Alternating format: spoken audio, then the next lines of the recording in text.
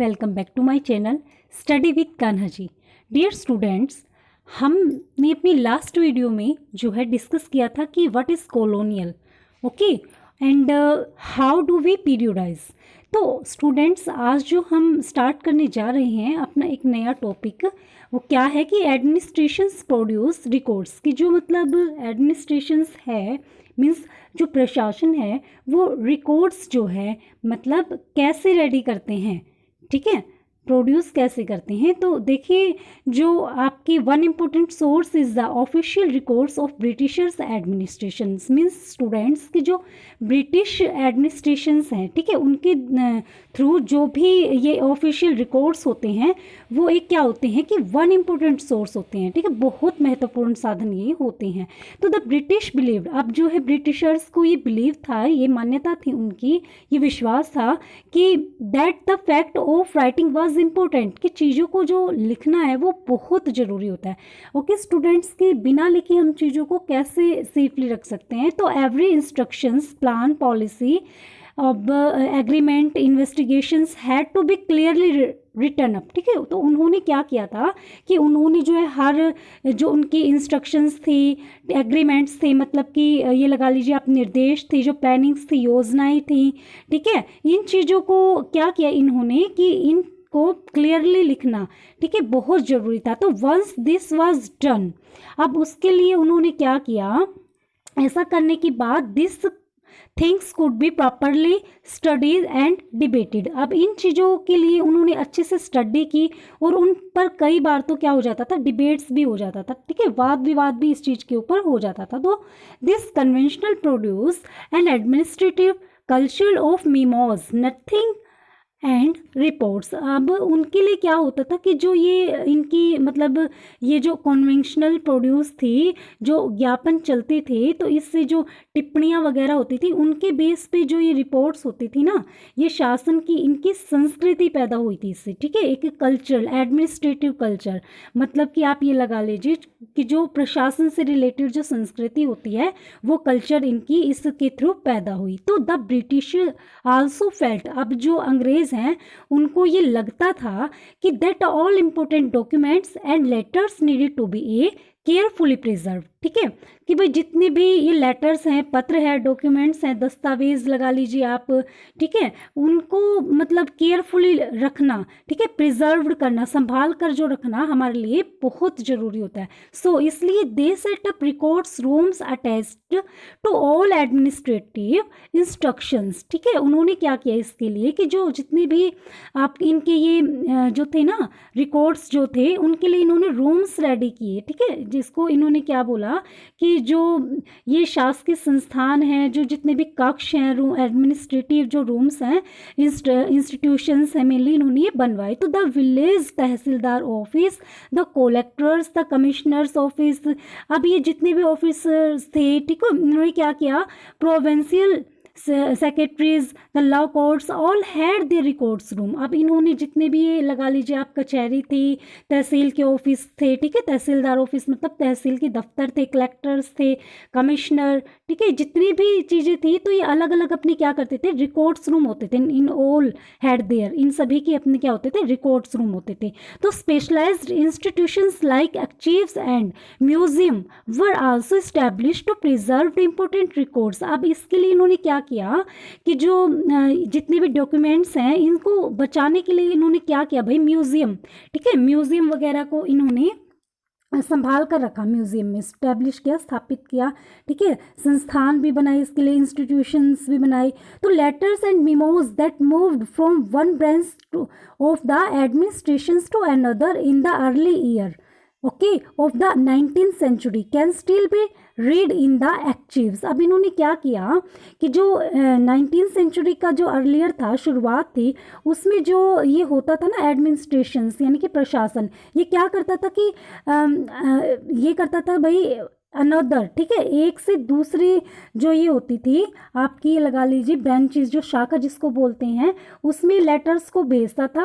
और जितने भी आपके ये होते थे, ये क्या करता था कि you can also study and notes and report that district officials prepared. अब ये क्या करता था इसमें कि नोट्स और रिपोर्ट्स को रेडी करता था, जिसमें ये जो जितने भी आपके ऑफिसर्स थे ये भेजते थे और सुझाव देखते थे, ठीक है। The instructions and directives that were sent by official at the top to provincial administrations, मतलब कि ये क्या करते थे भाई, अफसरों और प्रांतीय अधिकारियों को भेजते थे और सुझाव भी देते थे। In the earlier year of the 19th century this documents were carefully copied, मतलब भाई जो है इनकी कॉपी भी की गई, ठीक है। कब? 19th सेंचुरी के अर्लियर ईयर में, शुरुआती दौर में।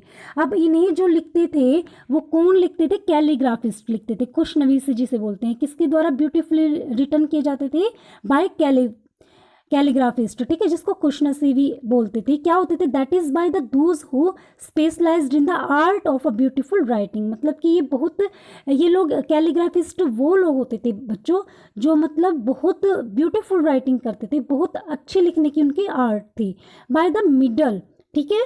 लेकिन 19वीं जो है सदी के मध्य क्या हुआ in 19th century with the spread of printing, की जो प्रिंटिंग थी भाई वो फैल गई थी, ठीक है। प्रिंटिंग जो थी, प्रिंटिंग मशीन आ गई थी, वो फैल गई थी। तो multiple copies of this record were printed as producing of each government department. तो इसकी जो ये तकनीक थी आपकी, इसके सारे क्या हुआ कि जो गवर्नमेंट थी आपकी, गवर्नमेंट डिपार्टमेंट जो विभाग था उसकी कार्रवाई की जो दस्तावेज थी उसकी कई कई कॉपीज बना जाने लगी थी, ओके।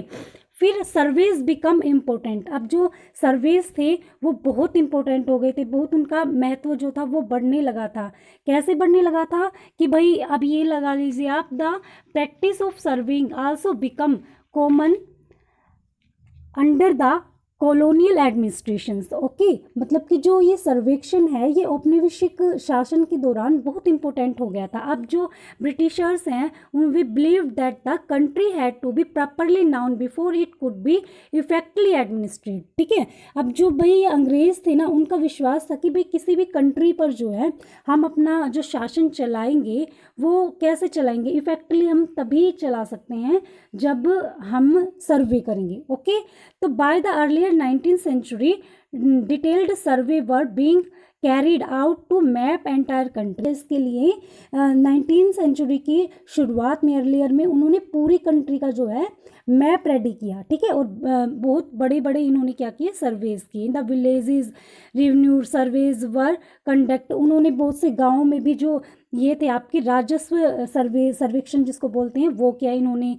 अब भाई इन्होंने क्या किया कि देखिए, know the topography, the soil quality, flora fauna, local histories and the cropping pattern, all the fact seen as necessary to know about administration the region. अब इन्होंने जो है बहुत सी चीज़ों के ऊपर जो है सर्वे किया, ठीक है, चीज़ों को इकट्ठा किया। जैसे कि उन्होंने सोइल की जो क्वालिटी थी उस पर सर्वे किया, जो फ्लोरा थे आपके, फन्ना थे जो है उस पे सर्वे किया, क्रॉप पे, तो इन सभी चीज़ों को उन्होंने जाना अच्छे से। अब देखिए, necessary to know about the administration the region from the end of the 19th century census operation were had every 10 year.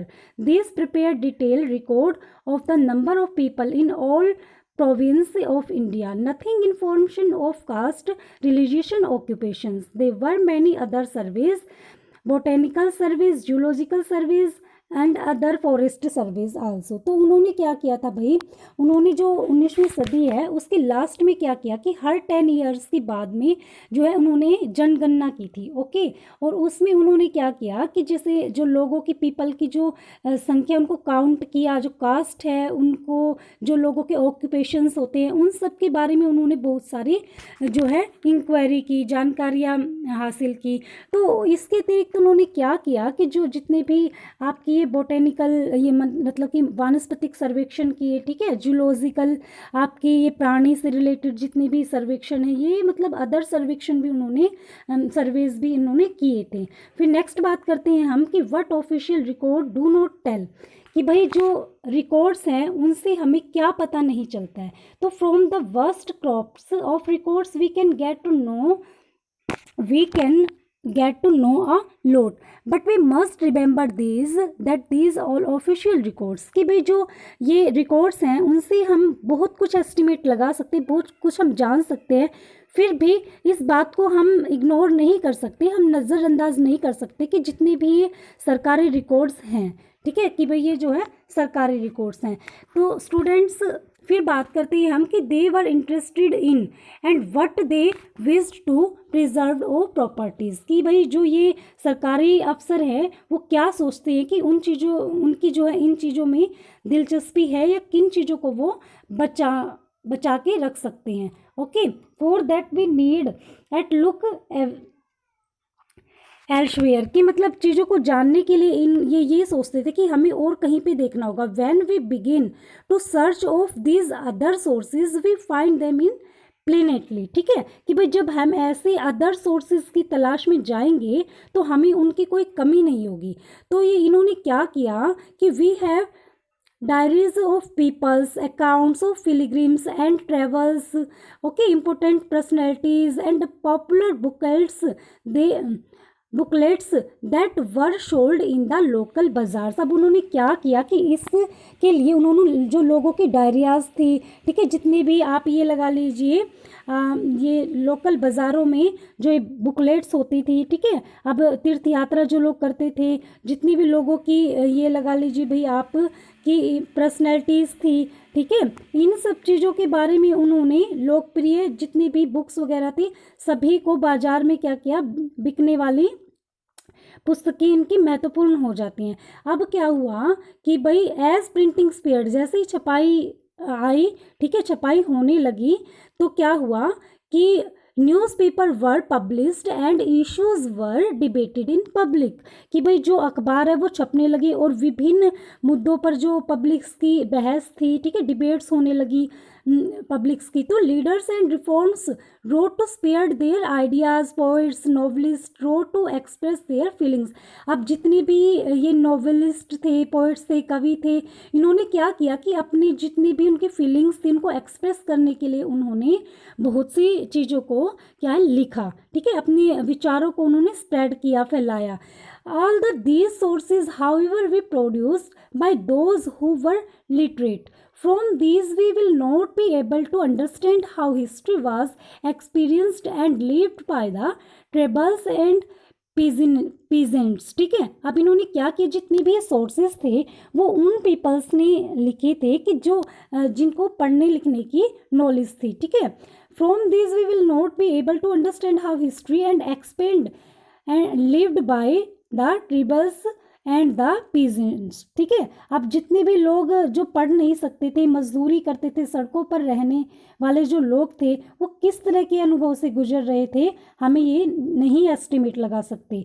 Okay, yet this can be done if we make a little bit of effort. When you read this book you will see how this can be done. अब जैसे जैसे अब आप इस किताब में आगे पढ़ेंगे तो आपको ये बात समझने आने लगे कि भाई कैसे लोग जो थे वो अपनी ज़िंदगी बिताते थे। ओके, तो स्टूडेंट्स आज आपका ये चैप्टर यहाँ पर कंप्लीट हो जाता है।